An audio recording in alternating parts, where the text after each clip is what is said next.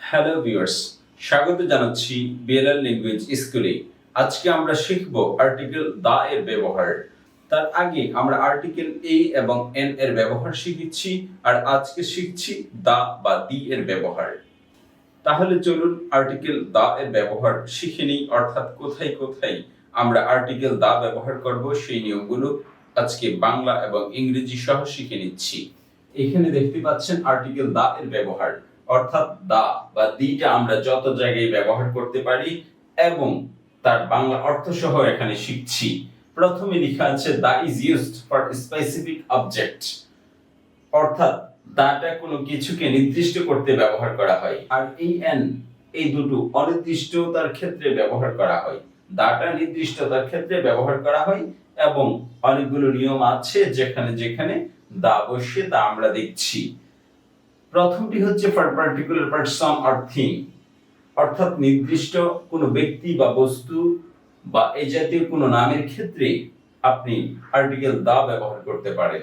যেমন the book I want is bought, যে বইটা আমি চাই সেটা কেনা হলো।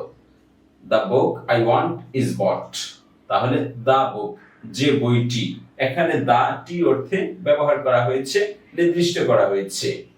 তারপরে নিয়মটি দেখুন, টু রিপ্রেজেন্ট হোল ক্লাস, পুরো একটি জাতি বা সমুদয় জাতিকে বোঝাতে এই দাটা ব্যবহার করা হয়।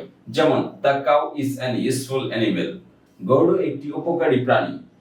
তাহলে এই গরু দ্বারা এখানে পুরো গরু জাতিকে বোঝানো হয়েছে, অর্থাৎ দা দ্বারা গোটা অর্থে ব্যবহার করা হয়েছে। এখানে গরু উপকারী প্রাণী মানে গরু জাতীয় যা আছে সব উপকারী প্রাণী, অথবা সকল গরু উপকারী প্রাণী। আবার ম্যান উইমেন এই ক্ষেত্রে আবার দা ব্যবহার করা হয় না, যদিও এটা দ্বারা গোটা বা একটা জাতিকে বোঝানো হয়।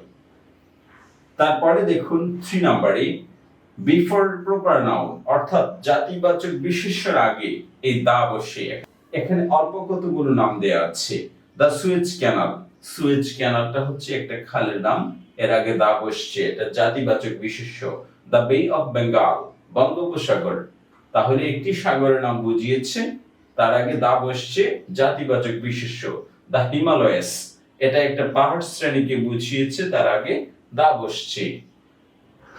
তারপরে 4 নাম্বার দেখুন, ফর ফেমাস বুক, বিখ্যাত কিছু বই আছে যার আগে দা ব্যবহার করা হয়। যেমন দা হোলি কোরান, দা বেডাস, আবার ইলিয়ড, ওডিসি, এগুলোর আগে কিন্তু আবার দা বসে না।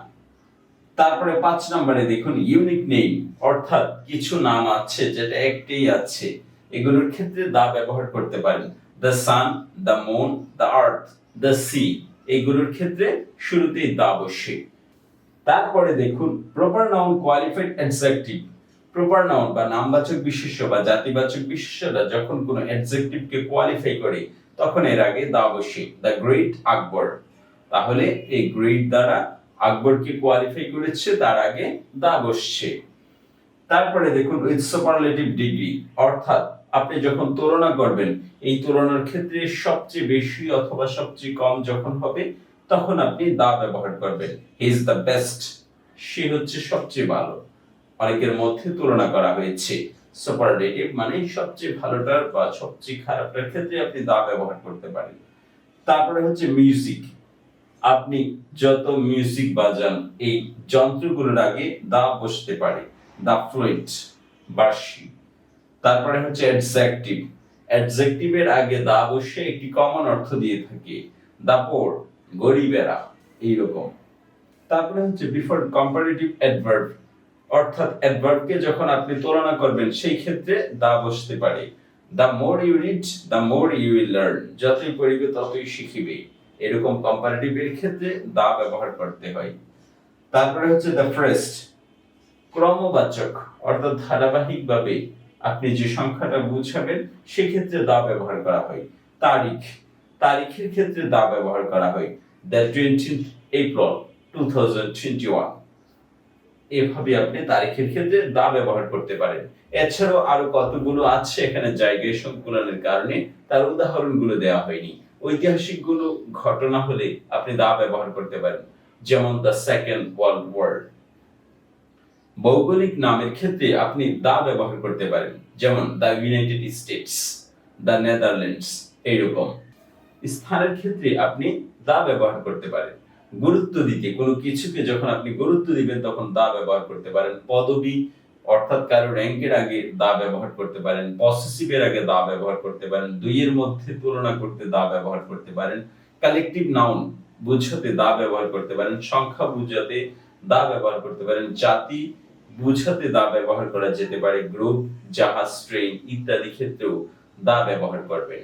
এভাবে আমরা দা ব্যবহারের যতগুলো নিয়ম আছে সবগুলো এখানে মোটামুটি শিখে গিয়েছি।